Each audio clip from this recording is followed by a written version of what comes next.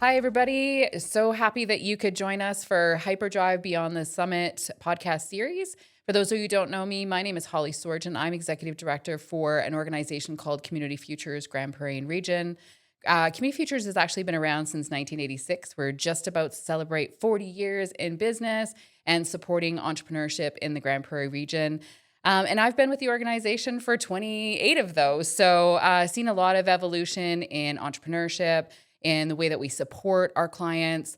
But what has always been true for us is we're client-centric. It's about the client. It's about what your needs are, and that's what we do. We support this region with business development and allow our entrepreneurs to grow and thrive in the region.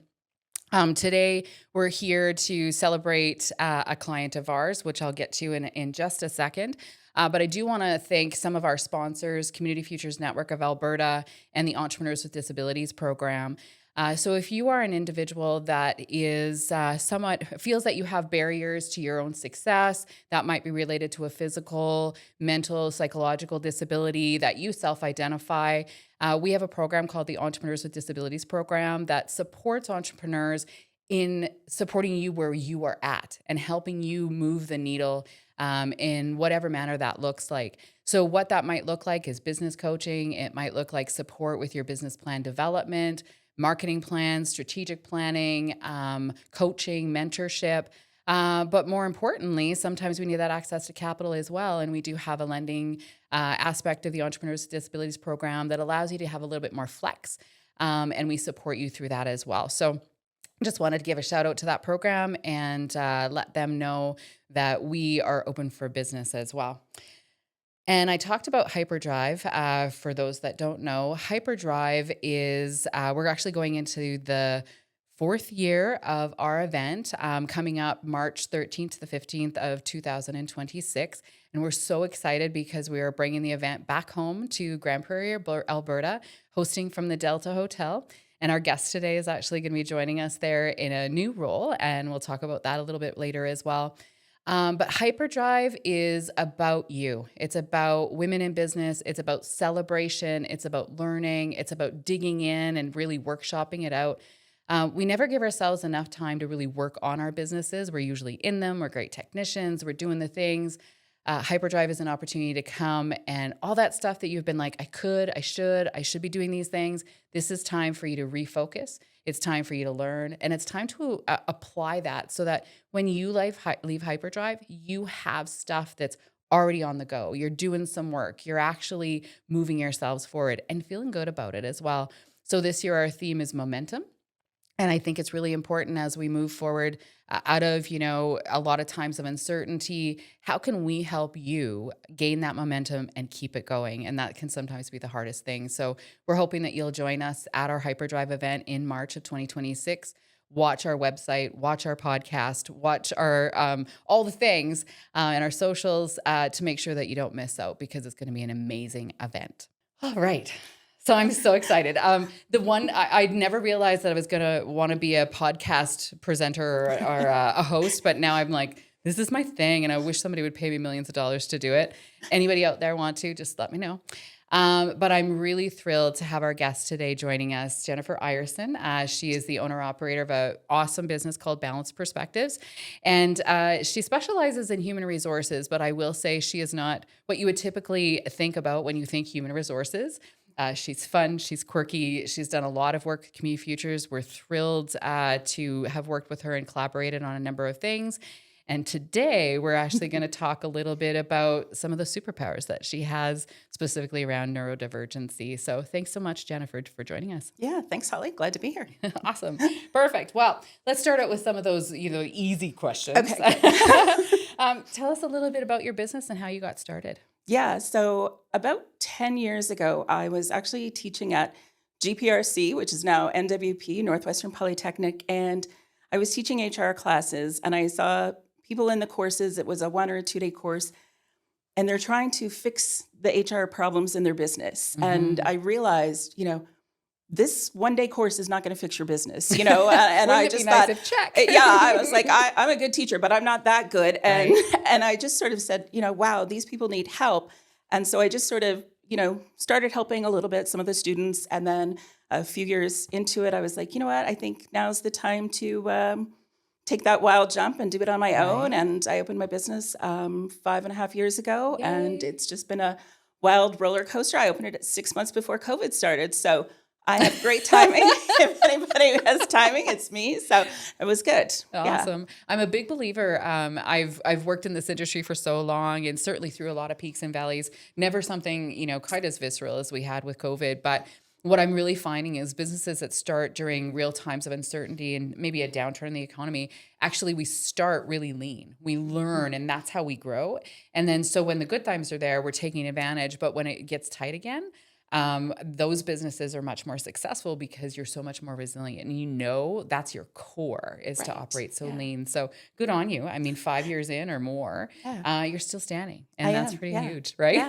Not every day, but most days I'm still standing. Yeah. Some days you're like, why? Why am I doing this every 45 minutes, right? Yes. So so one of the things that we're talking about today is neurodivergency, and I mean, what does that even mean? I always talk about it as being a superpower for entrepreneurs because I think that there's something to be said for, some of the pieces and how our brains work and how it connects into the peaks and valleys. So when did you realize that you were neurodivergent, and how did that shape your entrepreneurial journey? Sure. My mom always told me I was special. I don't think this is what she had in mind, though. It actually wasn't until after I opened my business, and it was actually during COVID that I found out that I had ADHD, and it kind of came as a bit of a shock. But then as I started to learn more about ADHD, I was like, oh, wow, this explains so much about my life and decisions I'd made and things I'd done, and just so many things just suddenly became very clear because of that. And I was like, okay, this is starting to make sense. I'm not an impulsive person.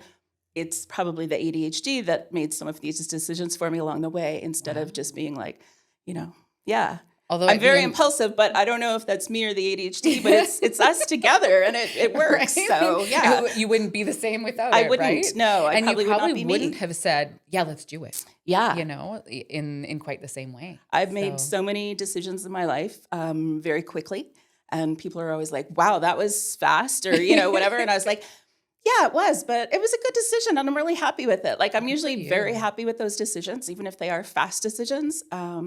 And so it continues to work. That's awesome. And I mean, when we think about entrepreneurship, I think some of the blocks that we have is, am I making the right decisions? And then sometimes it's like we don't make a decision. And that can be sort of the hard part about being an entrepreneur. If we're not making those decisions and kind of taking advantage of opportunities when they're presented to us, sometimes it holds us back. So the fact that you can kind of convert that into let's make decisions quickly based on a gut instinct and facts, that's pretty awesome. Right? It is. And if anybody needs help making decisions, call me and I'll make the decision for you. No problem at all. Good to know. No charge even for that. You call me and I'll make that decision for you. And I'm not saying every single moment of my life I'm making these fast decisions, because I do have the ADHD analysis paralysis from time to time, where I'm just sitting in my head and it's just, should I do this? Should I not do this? And it's not normally around my work. It's around the other pieces of my life. Fair. And so, I would love to just sit on the couch, all day Saturday and thumb on my phone and not move and not do anything else, because I'm like, oh, if I get up, I have to do this and then this and this. And then my brain just goes, that's a lot. And let's just hang out here. Fair. Yeah. And I think it's different how it comes in sometimes. Absolutely. Yeah. I mean, it's kind of the yin to the yang for sure. Yeah. Absolutely. But so when you look at it though, what are some of those unique strengths that you feel that your ADHD brings to you as an entrepreneur? Yeah. So I think the ability to make the decisions and to make sort of fast decisions has been a huge help. You bet. So not having to sort of stress sometimes and worry, like, should I do this? Should I not do this? I'm sort of, what's the worst thing that'll happen? And jump in. And I know a lot of entrepreneurs are scared about that, but I figure, why not? Hyperfocus is one of the ADHD superpowers, and I love my hyperfocuses. And I know some people are able to, figure out how to create a hyperfocus. I haven't been able to figure out how to do that yet. I'd love, and click. That would be so great if I could figure out what button or whatever that is. But the ability to hyperfocus, I can then just the work gets done and it gets done so fast. And I'm just, bang, bang, bang, things are getting done. And I feel like I do really great work when I am in that mode because Beauty. everything else just sort of disappears. The opposite side of that, though, is the time blindness that comes with the Absolutely. hyperfocus. And all of a sudden I'm like, oh, it's 6 hours and I haven't left my desk because I was so busy working on this. Yeah. And it's good for my clients because the work Yeah. gets done and they get great work out of it. But the rest of my life tends to fall apart Now a little you're bit. dehydrated Yes. and the house is dirty That's and right. the cat's going, excuse me. Yeah, and Could the you- laundry's still in the washing machine for Yeah. the third day in a row. And I'm like, oh yeah, I should probably get to that None sometime. of us have ever done that. So, I think that's one of the greatest ones that I pull out from time to time is that ability to make the decisions, the hyper focus. That's huge. Yeah, I love those. Absolutely. So when you look at your business and you said that you kind of realized what was your new superpower after you'd already started, how have you kind of evolved your business to incorporate that and really allow yourself to capitalize on your ADHD? So knowing that time blindness is an issue for me and knowing that, the work that I do as a consultant, it's time-based for clients, right? 100%, They hire me for so many hours or for a project. So I've started to use more and more tools over the last few years Nice. that I find online. So MemTime is the one that I use to track my time. And it tracks every single program that I have open. It tracks how many minutes I was in each program. If I was on a website, it will tell me that. So I can go back and it will pull out exactly how many minutes or hours I spent on Wow. each project. So huge help because I've tried so many things over the years. I had a little dice thing that would change. You just had to move it from one side to another depending on the project, but I would forget to flip it back. And so, That would be me too. I'm like, then I'd be no. like 3 hours later, I'm like, I forgot to move that. I'm still on tea break. And so Yeah. I'd be like, well, that's not going to work. So this program has just been amazing in helping me to Wow.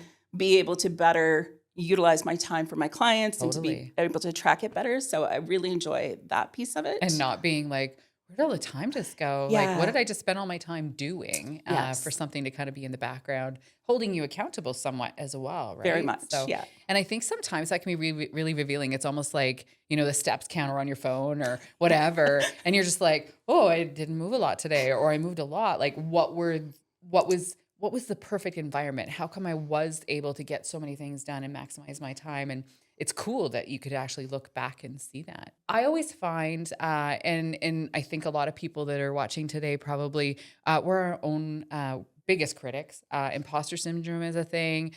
Sometimes we're not really kind to ourselves. Yeah. Throughout your journey, what have you learned about kind of self-compassion and that kind of managing of expectations as it relates to you being in business and some of the, I guess, perceived limitations that you might have as well? Sure. I'll give you a call in a few years when I figure out self-compassion.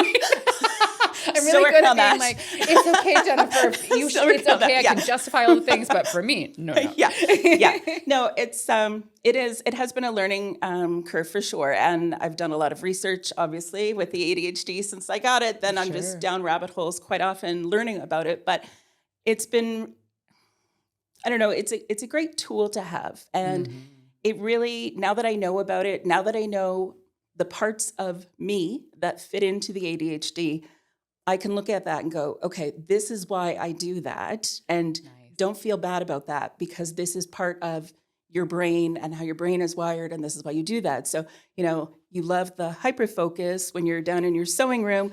You also need to agree to, this other part that your Right. ADHD brain is not allowing you to do. So it's that give and take with the self-compassion part and just sort of acknowledging, you know what, today's not going to be a good day or today's going to be a good day because my brain feels settled or it doesn't feel settled, and then just acknowledging it and going forward with it.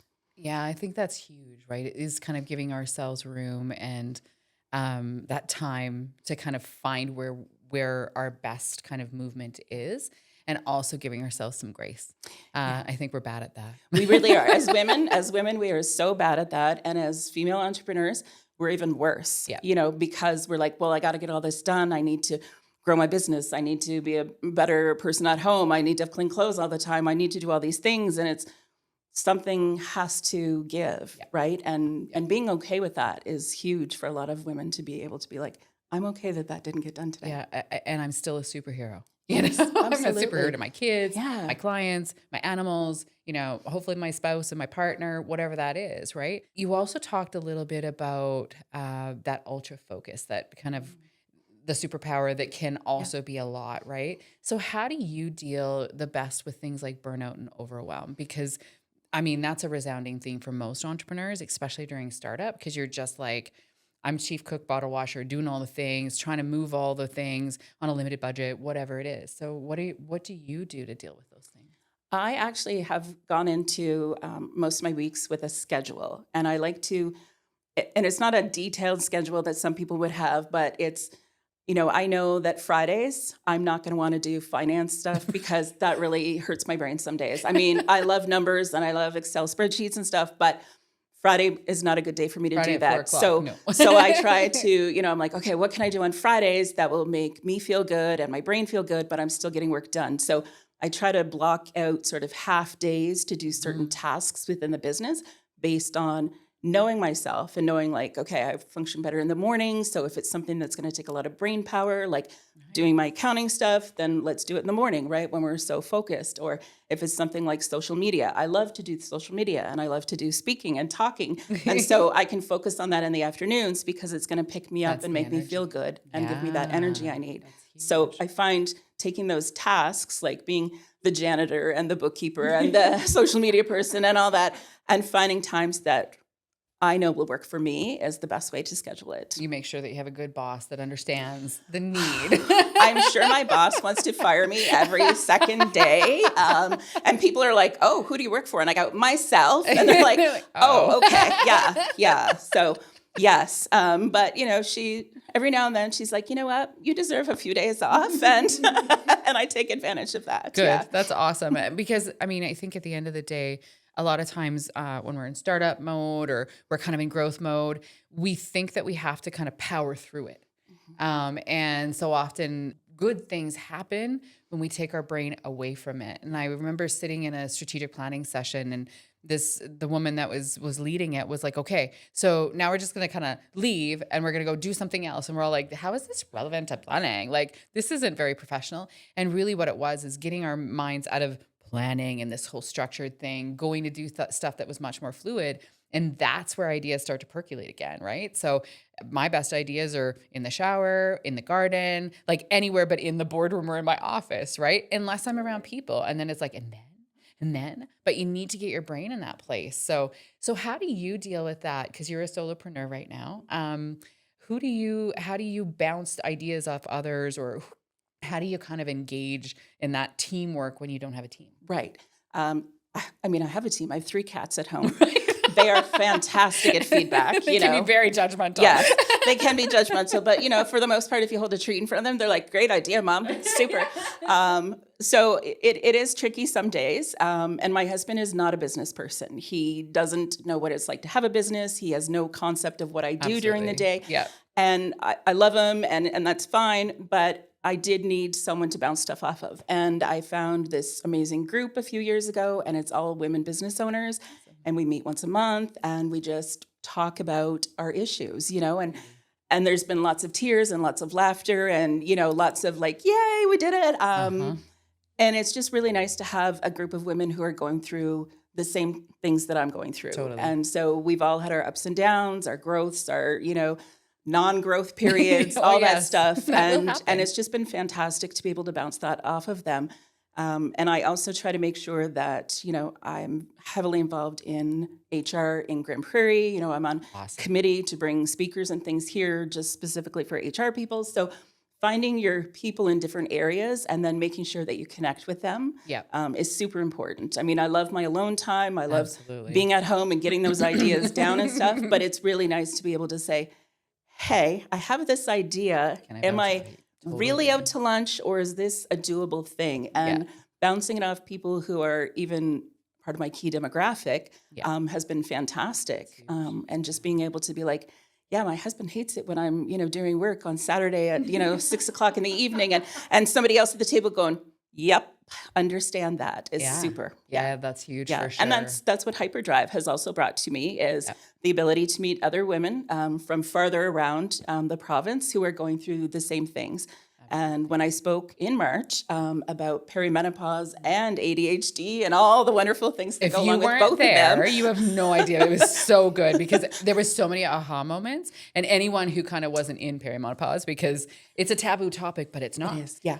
It was really interesting because I think even that younger demographic was like, oh, I can kind of see the linkages. And then they're like, my mom, my sister, my whatever. Yeah. And it's like, yeah, we need to have these conversations publicly and loudly Absolutely. and support each other through this stuff. Yeah. And so when I, publicly told people about all these issues that I was having along with the ADHD and then the perimenopause, so many women came up to me afterwards and were like, thank you. And I'm going through the same things. Yeah. And it was so nice to make those connections with other people because as women, having a neurodivergent brain, we don't always want to tell people because we don't want special treatment or you don't want somebody to be like, oh, well, maybe you can't do this because, your brain won't do it. And it's like, I can do anything with my brain. And so it was really nice to, connect with all these other women who are going through the same thing. Yeah, that's huge. Yeah. I really know, look, you're talking kind of finding that tribe and several of them. And we talk about it takes a village to build a child or grow a child. Same thing with business, right? Like we can't really do business in isolation. We can to a point, but we still need people to buy what we're selling. We still need people to kind of bounce ideas off, to be our subject matter experts, that sort of stuff. Yeah. And as you establish that, that's what I really see is kind of monumental because I see these women kind of connecting with each other and recognizing, because everyone knows entrepreneurship can sometimes be really isolating because we think if we're not doing well, wow, we must be the only business person who's never done well. Right. Yes. We've failed something. Oh my God, I've failed. No one else has ever failed. And then you sit down and you allow yourself to be a little bit vulnerable. You share those instances and everyone's, oh my goodness, I remember the first time that happened to me. And you're like, what? I mean, this is this multi-million-dollar person. And you're like, oh, you have these same things? Exactly. And they're like, yeah. I mean, their $10 or our $10 is their 10 billion. But at the end of the day, same impact, same thing happening in our brains. Yeah. And the more that we can sit with someone and be like, wow, my feelings, my thoughts, my activities are all validated, whether or not that means it's not holding us back. Now it's actually a jumping off point because we've said, okay, it's real. Yeah. And the more I've talked about having ADHD, because I didn't talk about it the first year or so, I was like, oh, I don't think I want to tell people that because they may not want to do business with me because they might think that I'm not going to be able to finish the project or something. And then the more I looked into it and the more I started to really lean into my superpowers as I was then realizing they were, it just sort of been like, you know what, I'm going to tell people, I'm going to let them know, right? And then I would start to tell more people. And then it's just been this growth then of people who are comfortable now also coming up to me and saying, hey, I'm glad you said that because I'm autistic or I also have ADHD. And it's been wonderful to make those connections. But also I think it's so important that we are able to tell people, hey, I'm on the spectrum or I'm, sitting here with this or I'm on the spectrum and I have ADHD and, whatever the combination is. Because, I mean, it's nice to know, but it's also a great way to then figure out how to use those superpowers in business or in, if you're the worker bee, how to best utilize it to be the worker bee, whatever role you're in. Yeah. And the more that we have those really honest, open conversations about that, it demystifies it. It takes away the taboo. It takes away all of the stigma that goes along with it because it's just about who you are. It's just you who happens to have a brain that works just a little bit differently than the person next to you. But you don't actually know that because their brain works in a totally unique way. That's the great thing about being human. Is all of our brains and our physical appearance and all the things are different, even if you're identical. Yes, you can still have your own personality. Absolutely, right? So that's huge. Are there any other supports that you access to help you kind of not just be successful, I guess, in business, but more kind of your whole life?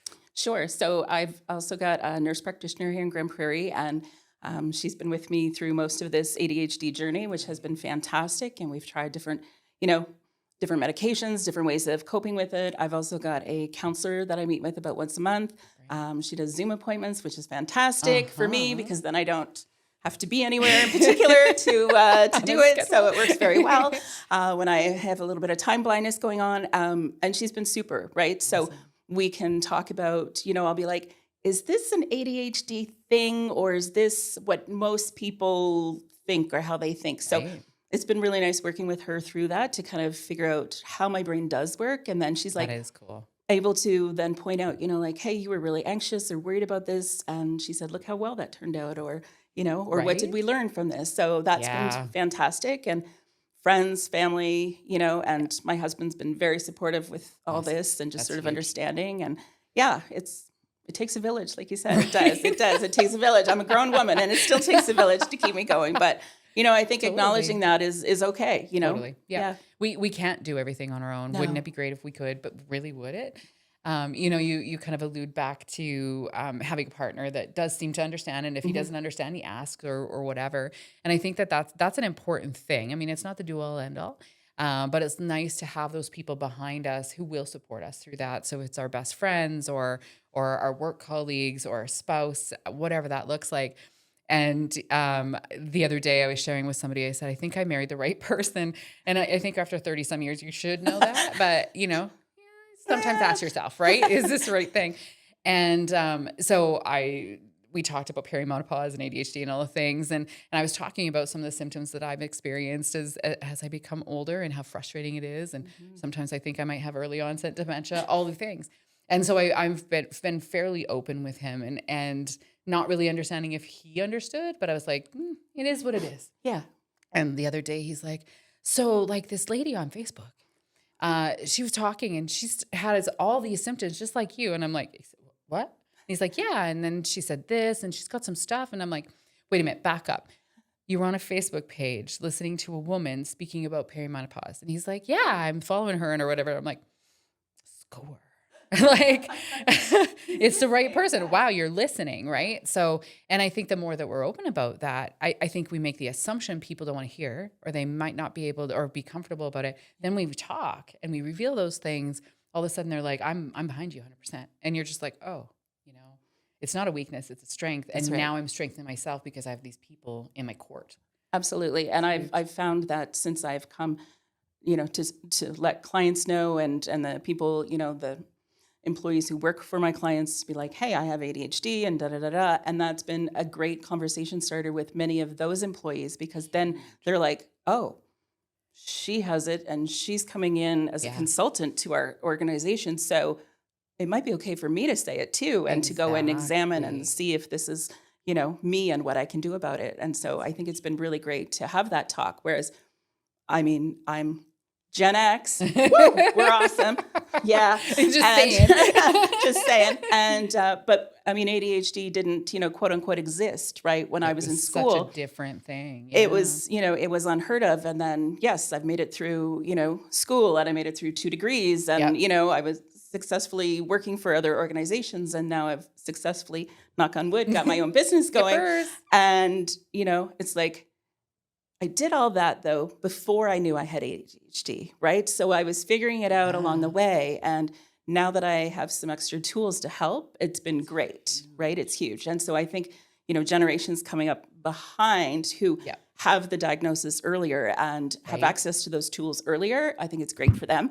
But even for those of us who are getting diagnosed, in our late 40s or 50s, it's still fantastic to be able to access these tools now to help. And I mean, we can all say, social media this or access to information this and Google this, but, having access to information, I think, is one of the things that I really do appreciate is this digital world that we're living in, because, it's so much easier and at our fingertips to find people that kind of help us validate how we feel, find the information instead of being like, oh, I have to go to the library and ask. Do go to the library, do ask, but know that you can do a little bit of research on your own, all of that sort of stuff. I watch some podcasts, things like that. It's just so much more diverse than it used to be, which is beautiful. And I think the more that we talk about it, that it's not different. It's not divergent. It's just normal. Yeah. It's just who we are, right? It is. is. I think we just have to normalize that everybody is unique and different, and let's celebrate that unique and different. Yeah. And I, it's no different than, our physical attributes, right? Like everybody has, fingers and toes. Well, not everybody, but most of us have fingers and toes, but they all look different, right? Yes. And it's the same with our brains. Everyone has a brain, hopefully. And, but it just works differently, right? And it's just knowing how to make it work and how to do the best work from it. So can you give an example of where, and I know I didn't ask you this before, but I'm just really interested, where your ADHD actually really did benefit you in your business? I think actually in the public speaking that I've taken on the last few years. Interesting. I was interested in the teaching component a number of years ago. And then all of a sudden I was like, you know what? I think I would like to be a speaker. I want to speak at events and do this. And, it was sort of like, it was a great leap, right? Like, because I'd never sort of growing up, I was so nervous as a kid, Oh, God, right? Just yes. horrible. I failed. Heart palpitation. Failed my first speech in speech class when I was in grade 6. And, if you had have known me in high school or university, you'd be like, Jennifer's getting up in front of a group of people and she's talking, like, really? And I identify with that and big time. my ADHD just said, you know what? Do it. And I was like, her. okay, let's try it. It was like, what's the worst that can happen? And This is true. And I love it. I get up there and I say to people all the time, it doesn't matter, anytime, any place, anywhere, any topic, let me know. I'm there and I'll just start talking, which is really interesting because I've always seen myself as an introvert. Me too. But, you're like, hey, here you go. Here's a stage. And I'm like, fantastic. And I think my ADHD parts of my brain really enjoy that. Yeah. And then afterwards, we get to be like, that was great, and we'll calm down and stuff. But I just love getting up there and doing it. And the talk is never the same twice. It's like, I have no idea. It's like, oh my God, I love what you said. You're just like, what did I say? I can't remember. Thanks. But yeah, I share a little bit of that with you for sure. And you and I have had some really great conversations about like, geez, I should probably get tested here. Yes. Because a lot of our experiences have been very similar. But I totally hear what you're saying. If that person back in grade 6, grade 7, the person that was like, I have to do a declaration speech on werewolves. And I was like, I was in a little school. There's 7 people in my class or whatever. There's 7 people I've known since I was 5, which actually probably is scarier. And I couldn't even handle it. Like it was like sweaty and whatever. And for me now to get up in front of 200, 300 people, it's like, I can do it. It's like an alter ego. It's like Sasha Fierce versus Beyonce or whatever, right? It's like, I'm an introvert, but on the stage, I can take it and I can play that role and be the subject matter expert. And actually it's kind of cool because it's an outlet for all that ultra focus. It is. And I think the spontaneity and the, sort of go with how it is has really helped with, getting up in front of public because I don't have a lot of prepared speech. I don't have lines written out because that just confuses me more because then I'm like, oh, I lost my spot. And then you drop your card. And then, disaster. PowerPoint doesn't work. So I do my research, I take that hyperfocus and I do my research on the subject and I get all the information I want out of it and I create my beautiful slides. And then I'm just like, okay. And I'm done. I'm like, okay, I'll start with this and I'll end with this, but I don't have a lot sort of, I don't want to say prepared because I am prepared, but I don't have a lot sort of, this and then It's this not and then scripted. this. Yeah, I kind of want to go with whatever's happening. And if people in the audience are nodding and going, oh, yeah, if I can tell that they really are relating to a section, then I can expand that section off the cuff and not have to worry about, missing something because I did that. So I can easily flow from one thing to the next. And I think that's helped me with my work, to being able to, as a consultant, I'm with different clients every day and might be multiple clients in an hour, right? Just phone calls or texts or emails, and being able to flip my brain between each client is great. You're the chameleon, right? Yeah. And I know a lot of people, they're like, I don't know how you can go back and forth between all those things because they like to be very focused. They like to do one thing, one person, one job, finish that and move on. And I'm like, how do you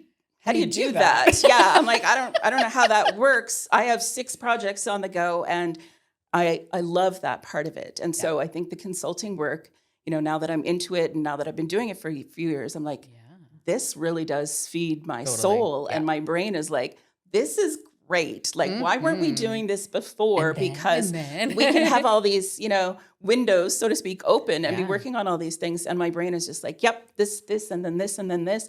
As opposed to when I was working for one company at a time, in HR, you're still flipping back and forth quite often, but there was still a lot of, they'd be like, well, let's finish this project Yeah. before we start the next project. And I'm like, Huge. oh, I want to start the next project. I talk a lot about the ooh shiny. Oh, absolutely. The ooh shiny, the rabbit holes. I mean, yes, ADHD has a lot of superpowers. Yes, there's some downsides to it, but the oh shiny, I mean, I've found out about so many things and so many subjects, and totally. just I love the knowledge that Tell me comes more. with that. And then you're just like, you spent, what felt like wasn't really productive time, but you're like, and now your brain comes back to something much more refreshed because it got to have that stimulation. Any other advice that you would give entrepreneurs that do have some sort of neurodiversity in being more successful, do you think? I think, lean into whatever your neurodivergency is, right? If it's autism, if it's ADHD, whatever, whatever it is that's going on in your brain, do the research, figure out what the superpowers are with that, because they all have superpowers attached to them. And then whatever doesn't work with your superpower, find someone to work for you or to take on that part of it, right? Like, I have a bookkeeper because that's not, my forte, because my brain starts to go, oh, I don't want to do this. So find that person to help in those areas. And if you're looking for a business partner in your business, find someone who's the opposite of you. Totally. Right? And that will be a real good person to play off of, because, whatever my failings, so to speak, is their superpower. And so it works out really well.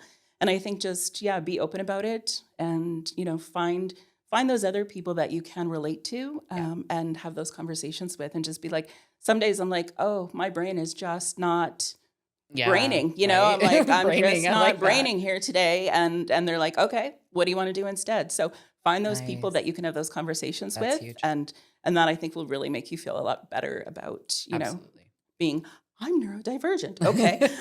What does that mean? What does that right? mean? Yeah, Yeah. that's huge.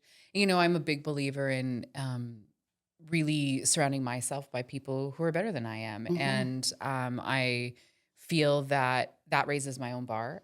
It also improves my acumen, but allows them to really shine and do what they do best as well. And in a perfect world, every organization, if we could just have people working for us that do at least 90% of what they love, and then the other 10% is probably reports and all of that. But someone loves reports. We have someone in our office who's like the spreadsheet queen. She's beautiful because she likes to do those things. So it's like, here's the information, make it make sense. And she does. And so those are the types of people. And then, someone who's big picture thinkers, that's the person who's like, and then let's do this, let's do this. I tend to sometimes be that. I'm sure there's lots of times that my team is like, okay, Holly. And I'm like, no, but really, like, let's do this. But yeah, it is. And it doesn't even necessarily have to be an employee. It's just someone else that we can be like, okay, I know you think different. You have a different skill set. How can we make each other better? And that's that tribe, right? Absolutely. Yeah. So I'm really, really excited because Jennifer has attended all of our Hyperdrive events. Thank you for that. Yeah. And also has been a speaker, I think, at every event. I think so. Yeah. Last year, you had talked about, the perimenopause and the ADHD and all that kind of stuff.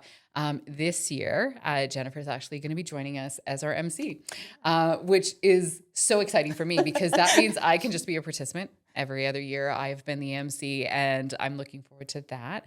So I'm going to turn this back on you as someone who has went to all of our events. Yeah. You've also helped us as part of focus groups and that kind of stuff to help us really say, hey, how can we make Hyperdrive the best event it can be for women in business? What's your advice? What's your thoughts? Why should women attend Hyperdrive 2026 in March? Okay. I mean, besides the fact that I'm the MC and I'm hilarious and you'll have a great time listening and laughing to me, the speakers have always been very inspirational. You'll sit there and you'll laugh and cry along with them. And it's not just, learning their stories, but what I find is when I'm sitting listening, I'm also creating next steps and next plans in my business. And then I'm meeting other people there that I wouldn't normally have met in business. So people from other communities, women in other types of businesses. And I'm like, oh, I didn't know I needed that kind of business until I heard about it or saw it at Hyperdrive. I've made lots of connections. We've connected on Facebook, we've connected on LinkedIn, we connect up in person, and those connections have been great. And even if, one of the speakers on one of the days isn't, your thing, I'm still able to sit there and listen, and I start to make plans for my business. And then, like Holly said earlier, I walk away with a list of, I want to do all this before, when I get back to the office, or this Exactly. is my next steps. And just being in that environment and knowing that every other person in the room basically is also a business owner. I mean, it's just this great feeling, and knowing that everybody else there knows what you're going through or have been through Absolutely. Yeah, has been yeah. fantastic. So Well, I the think energy. the energy, Yeah. and you just know that everyone there gets it. And when we first started talking about this, and we've hosted this event in Jasper the past 3 years, and that's been super fantastic. We were able to support the community last year after the wildfires. Right now, it just doesn't work. It doesn't accommodate with the hotel that we were in, not being able to accommodate with renovations. But one thing that I did hear from women was, take us out of our normal environment and put us somewhere else where I don't have all of the requirements of being a mom, Yeah. being the business owner, having to answer my phones while I'm there. It's a little bit different if you're from Grande Prairie and you're going to be in Grande Prairie. I'm gonna put a shameless plug in. As I mentioned, we're going to be at the Delta Hotel. Even if you're from Grande Prairie, book a room.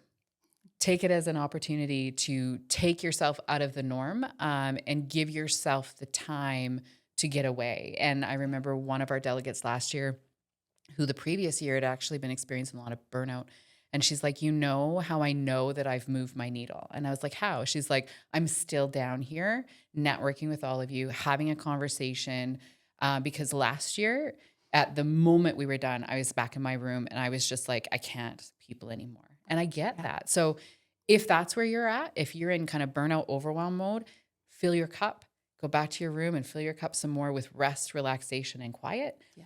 And if you're not in that place and you're like, yeah, let's do this, Yeah. fill your cup with the women around you, fill your cup with the information and the joy and the laughter and all of that sort of stuff as well. Because So it's not just the sessions and the speakers. I mean, although they're awesome, but agreed. it's all the other parts too. Yeah. It's sitting down to breakfast, Yeah. and I'm sitting there across from 5 women I've never met before, right? Yeah. And then you start the conversations, or you go to grab a cup of tea or a cup of coffee, and suddenly you strike up a conversation. So Totally. it's not just the sessions; it's Yeah. the socializing outside of the sessions as well that seems to then make those connections, I think, as well. I want to thank you for all your time that you've committed, not only to Hyperdrive, not only to our podcast, but Community Futures in general. I would encourage people, if you're interested, talk with Jennifer. If you're not sure about HR stuff, concepts, all that kind of stuff, she's a wealth of information and non-judgmental. We don't know what we don't know. So let's find people who can help us figure that out.